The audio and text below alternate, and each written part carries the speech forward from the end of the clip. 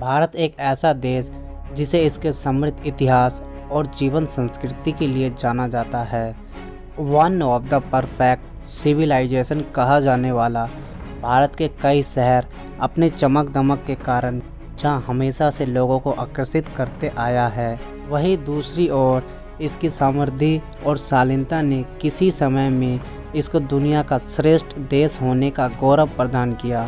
लेकिन बीते कुछ दशकों में देश के कुछ असामाजिक तत्वों ने इसकी छवि को पूरी तरह से बिगाड़ दिया।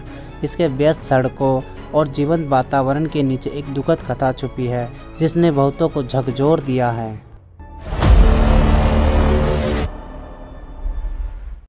कोलकाता एक भयानक घटना से हिल गया जब डॉक्टर मौमिता का नाम सामने आया। मामला उनके लापता होने की रिपोर्ट से शुरू हुआ, जो जल्द ही एक दुखद खोज में बदल गया। डॉक्टर मौमिता की खोज जल्द ही तीव्र हो गई, जिसमें स्थानीय अधिकारियों और समुदाय ने मिलकर उनकी खोज की। जो शुरू में एक लापता व्यक्ति का मामला था, वह जल्द ही एक अपराध की ओर बढ़ गया। दरअसल रात को जब मौमिता हॉस्पिटल में अपना नाइट शिफ्ट कर रही थी, तब कुछ आपराधिक मानसिकता वाले लोगों ने उनके साथ जोर जबरदस्ती किया। दरिंदों को सिर्फ इतने से ही संतुष्टि नहीं मिली, उन्हें मौमिता के साथ दुष्कर्म करने के साथ उसे जान से भी मार दिया। जांच के दौरान सस्पेक्ट की पहचान की गई और उन्हें गिरफ्तार कर लिया गया। मामला अदालत में गया, जहां अपराध के विवरण सामने आए। यह मामला कोलकाता पर गहरा प्रभाव डाल चुका है।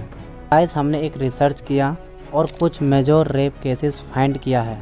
हालांकि जितने भी ऐसे मामले सामने आते हैं वह सभी दुखद ही होते हैं, लेकिन इन केसों में तो दरिंदगी की सारी हदें पार हो गई। गाइस, 8 अगस्त उत्तराखंड नर्स रेप केस, जिसमें दुष्कर्म के बाद चेहरे को पत्थरों से क्रश कर दिया गया। 12 अगस्त एक नाबालिग लड़की के साथ देहरादून के रोडवेज की बस में गैंग रेप। 14 अगस्त को 22 लोगों ने मिलकर एक महिला के साथ तमिलनाडु में दुष्कर्म किया। 16 अगस्त को भोपाल में क्लास 11th की छात्रा के साथ नाबालिग लड़के ने उसके घर में घुसकर बलात्कार किया। 14 अगस्त को सिलीगुड़ी में एक नाबालिग के साथ गैंग रेप। 15 अगस्त को 14 साल की छात्रा का अपने टीचर द्वारा दुष्कर्म किए जाने के बाद लंबे समय के इलाज के बाद देहांत हो गया। 18 अगस्त को उत्तर प्रदेश दलित रेप केस। सेम डे को लुधियाना में, दिल्ली में, राजस्थान में, बेंगलुरु में नाबालिग बच्चियों के साथ दुष्कर्म को अंजाम दिया गया।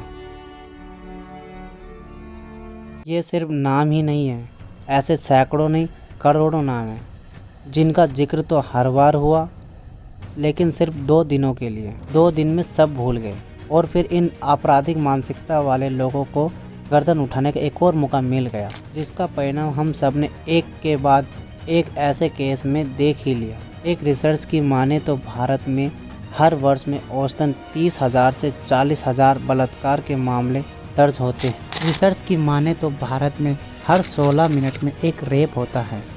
अगर हम इसमें आने वाले टॉप स्टेट की बात करें तो 10th नंबर पे आता है असम, जहां पे 1113 रेप केस दर्ज हुए।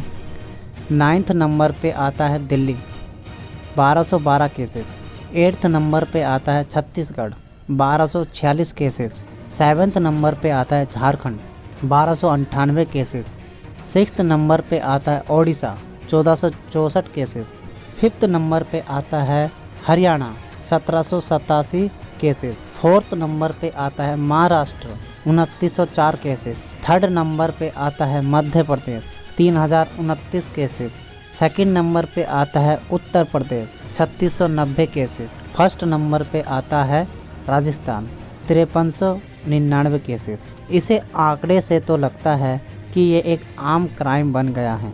गाइस, आपको याद होगा निर्मला हत्याकांड में आरोपियों को 10 साल बाद सजा हुई थी। कितनी अजीब कानून है ये, जिन दरिंदों ने किसी के साथ इतना दर्दनाक काम को अंजाम देने के बाद मारने तक में एक बार भी नहीं सोचा। उनको सज़ा देने में हमारे कानून को इतना वक्त लगता है। हमारा उद्देश्य देश या उनके कानून के बारे में किसी भी प्रकार का कोई आक्रोश दिखाना नहीं है। बस हम चाहते हैं कि जिस प्रकार समय समय पे कानून में बदलाव होते रहे हैं, उसी प्रकार इस मामले में भी हमें दूसरे डेवलप्ड कंट्री की तरह सज़ा का प्रावधान करना होगा।